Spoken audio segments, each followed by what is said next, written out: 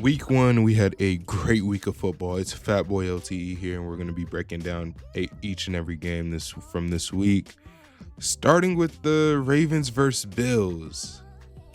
As a Ravens fan, this one hurts. The Ravens controlled the game for 3.5 quarters, essentially, and we kind of need to have a conversation about John Harbaugh this year. This is John Harbaugh's 17th blown lead in his career, which is first and foremost double-digit lead, mind you. Not just any lead, double-digit lead, which is truthfully, I don't know how that's even possible. It's ridiculous. The offense for the Ravens played phenomenal. They scored 40 points, which you really can't ask more from your offense, of how they had the explosive plays. Derrick Henry had 2 touchdowns. DeAndre Hopkins had a touchdown. Zay Flowers scored. Lamar scored. But our defense, not taking anything away from the Bills, that defense was a legion of room, as Brett Coleman says. It's ridiculous how open every receiver was for the Bills. There was time and time again, Josh Allen had so much time to throw. It was a pass rush, could not get a single one. Our corners could not cover a lick.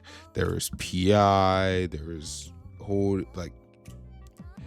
truthfully, a terribly coached game on the defensive side and the game management side from the Baltimore Ravens, which is kind of embarrassing, scoring 40 points and then blowing a 15-point lead in the fourth quarter. Mind you, this did happen after the Derrick Henry fumble, so I guess you give him a little bit of leeway as far as our coaching staff, because they're not on the field. They can't fumble the ball, but Derrick Henry had 169 yards, 2 touchdowns. There's not much more you can ask of him. A fumble shouldn't lose you the game, scoring 40 points. Defense just really needed to be better. Very interested how this defense bounces back week 2. But speaking of the Bills, I know they still exist. The Bills, they played well. The first half, their offense was able to move the ball. The Ravens were able to get a few stops actually in the first half. After that first drive, the Baltimore Ravens defense seemed like it had settled in. We were able to get a few 3-and-outs. Even if they were able to move the ball, we were able to force a punt. It really ended up happening in the second half of when Josh Allen had, 15 or 20 seconds left to get the Bills in the field goal range, and of course magically does. What a lack of execution from the Ravens, which, what's new? This is a John Harbaugh coached team, so it's kind of expected.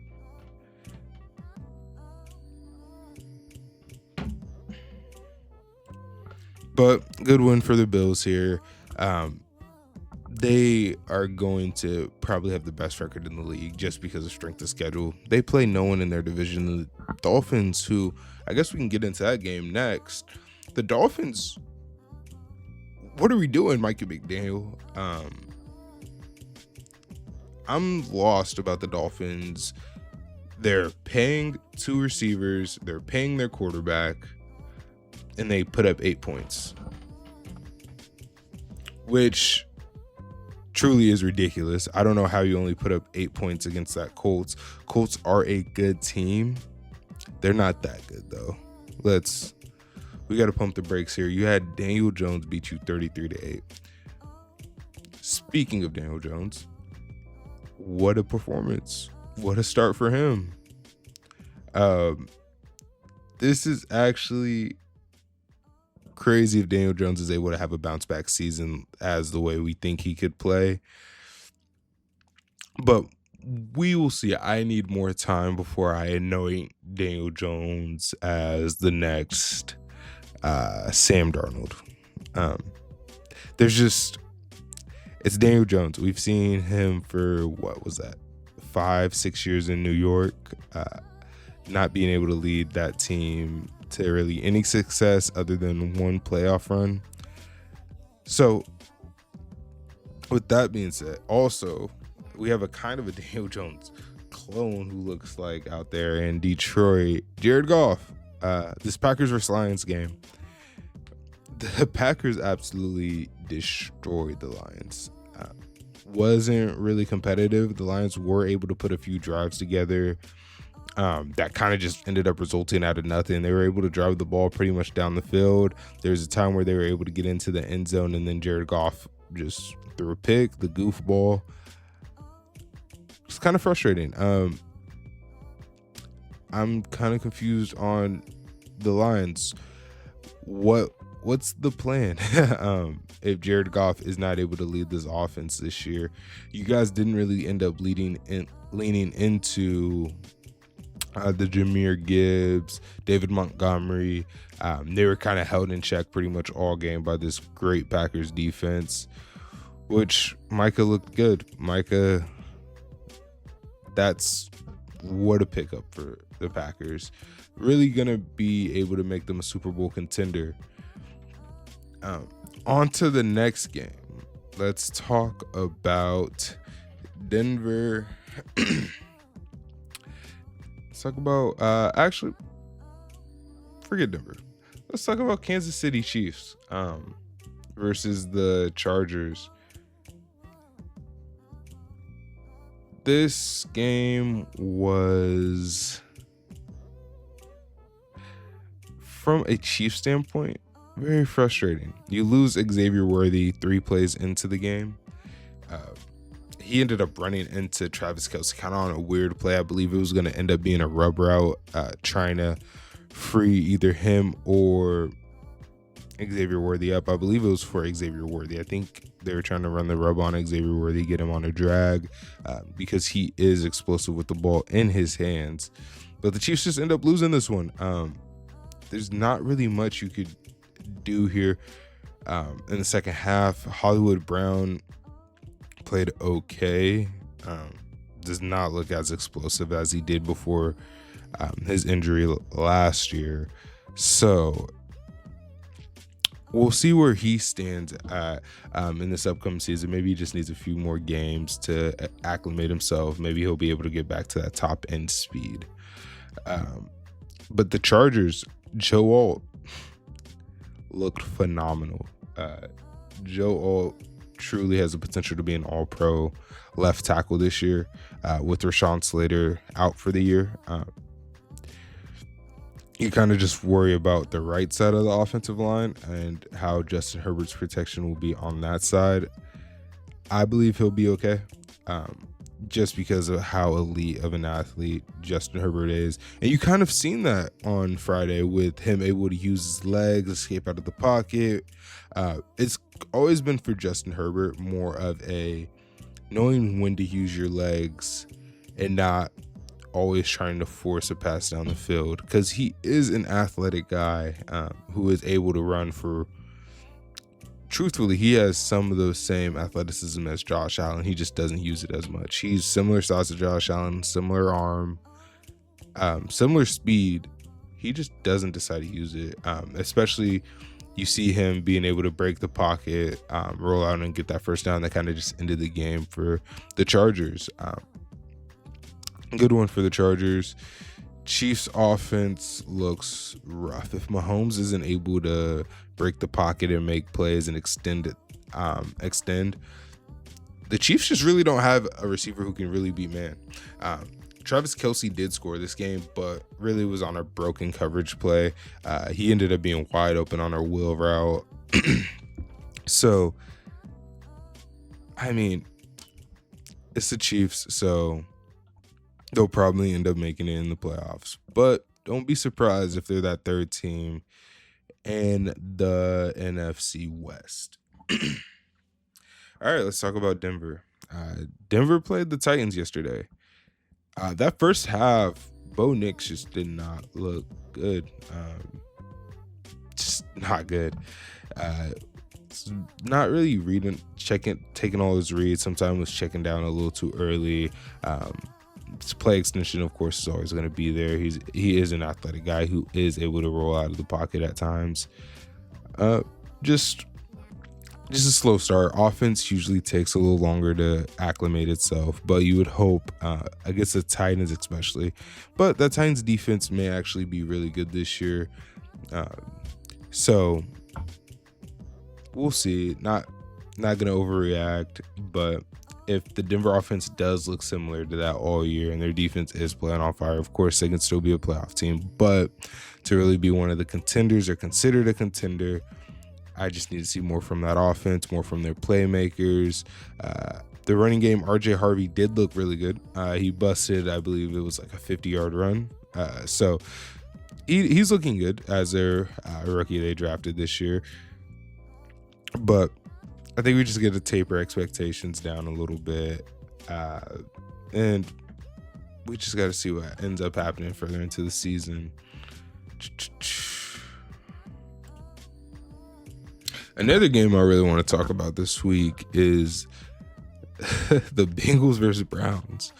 What a mess. The Bengals offense looked awful, truly awful. Joe Burrow really was not able to do much against this Browns defense, whose defense I really do like. 14 for 23, 113 yards, 1 touchdown. Jamar Chase only had 43, or Chase Brown had 43 yards on 21 carries, 1 touchdown. T. Higgins, 3 receptions, 33 yards. But for this high-powered Bengals offense who ends up spending so much money on their offense, all their money is on their offense. Jamar Chase, 2 for 26. Like, that's not going to do it, guys. Especially against some of the higher powered offenses in the AFC North. And now that seeing the Steelers are looking elite offensive wise, Aaron Rodgers looks like he's back to Green Bay Aaron Rodgers with how that ball is coming out of his hand. So if this isn't going to be who the Bengals are, but any down games like this, they are really going to end up looking to be third in their division. Truly. I know the Ravens lost this week, so that kind of helps them. But you still have to play the Ravens twice a year, and you still have to see this Browns team again. Then you got to see the Steelers 2 more times. So they need to figure something out with this early season woes always. It's Joe Flacco you're going against. Joe Flacco had 2 interceptions and you only scored 17 points. Your defense actually did a job of getting the ball back for you guys to win, and just still struggled, which it's early season, it's week 1, but just a sign of things that could keep coming. Speaking of the Steelers fans, do you have a guy? Do you have your guy this year? Is this the Steelers' year to come back to prominence? I'm not sure. But Aaron Rodgers played a fantastic game. He just really looked like he had control and grasp of this offense fully. Like, he looked comfortable all game throwing from the pocket. Even on some rollouts, he was able to throw from the pocket. He had a rollout in the end zone where he was able to just flick it across his body straight to Ben Skoranek to get the game started. Steelers, you guys look good on offense. Now, defensively, they weren't really able to stop a nosebleed till Justin Fields ended up making a few mistakes at the end of the game. Allowing 32 points to this Jets team with Justin Fields as your quarterback is kind of alerting. Also allowing Breece Hall to have 107 yards on the ground. Kind of alerting, allowing 5.5 yards per carry pretty much. It's not good. It's not good. You guys spent a lot of money this offseason on your defense, trying to upgrade, bringing in Jalen Ramsey, still having TJ Watt, Cam Hayward played today.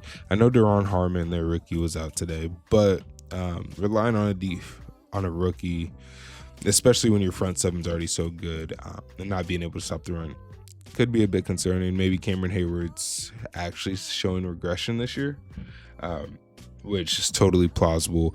I think if their defense ends up getting to where they are, they're really in contention with the Ravens, honestly, for this AFC North division.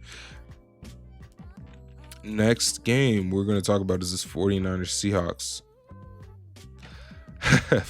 Seahawks. I seen a lot of people tearing on Tariq Woolen because truly, Tariq, what are we doing, bro?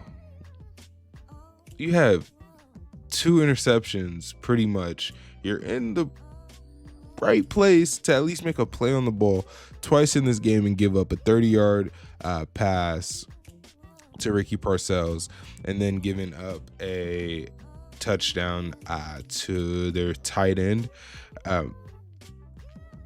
Jake Tongas. What are we doing? Play the ball. It's just zone coverage and zone awareness has just been awful. To say this game, like truly awful zone awareness. Truthfully, Seahawks should have won this game. Seahawks should have won this game. Their offense looked putrid. It's also the 49ers defense, so you do give them pause with that. But truthfully, offense wasn't even able to get going. Kenneth Walker looked like a shell of himself. Zach Charbonnet had some explosive plays at time, but realistically, they weren't able to get to the run game. Jackson Smith-Njigba, though, pretty much the only person who showed up for this team today. He had 124 yards of Sam Darnold's 150 passing yards. I think that's all that needs to be said, right? Cooper Kupp, I didn't really expect much from Cooper Kupp coming to this team this year. I kind of understand what type of player he is at this age. He's just kind of going to be a complimentary piece, but you guys trading away DK, there is no deep threat on the Seattle Seahawks. So being threatened vertically by the Seahawks will be a challenge all year, unless they can find another guy that can threaten deep. Jackson Smith-Njigba is more of a slot receiver to me. I'm guessing he's proven he's won by this game. But even him as a one, I don't know how much of a fan I am of this team's receiving core, which could cause problems. You do have Mike McDonald as your defensive coach, who's your head coach, and he's an elite defensive mind. But I don't know how far this defense can take you guys, especially if Tariq Woolen is not going to be that same player who we were seeing his first few years of his career, where he's pretty much been a shutdown corner. So that is causes for concern. But let's run through a few of these last few games that really kind of didn't matter. So Jaguars, Panthers, 26-10.